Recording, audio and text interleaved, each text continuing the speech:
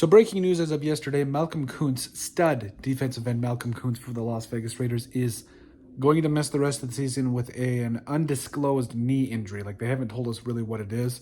And this sucks for a couple different reasons, but first let's get into the background. So basically, essentially to multiple reports, a few days before the team's season opener against the Chargers, Malcolm Koonce had suffered a knee injury.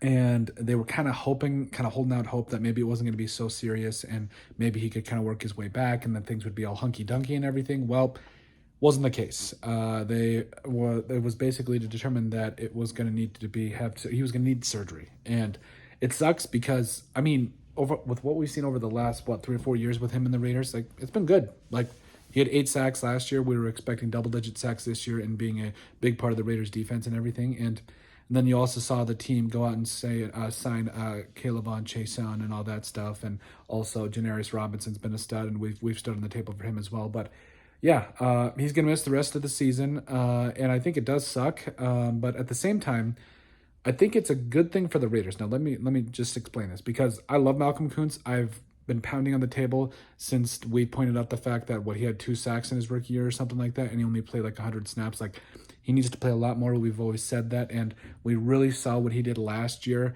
with kind of him and Tyree Wilson in that rotation or whatever. But 8 sacks last year. He is a game-changing defensive end that pairs perfectly with Max Crosby and what this defense wanted to do. And it sucks, but at the same time, if Malcolm Koonce was 100% healthy and went into this season and dominated, there's a chance that he was going to leave in free agency. We're all kind of calling it.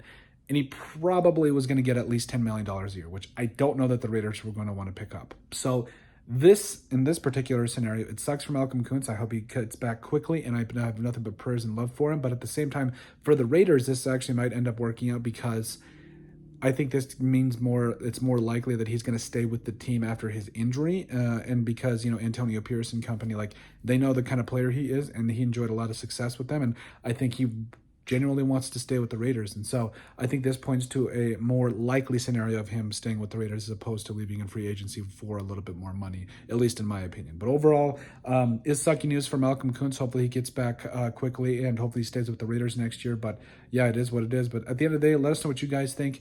As for Malcolm Koonce and everything, make sure you guys like, comment, and subscribe down below, and we'll see you on the next video.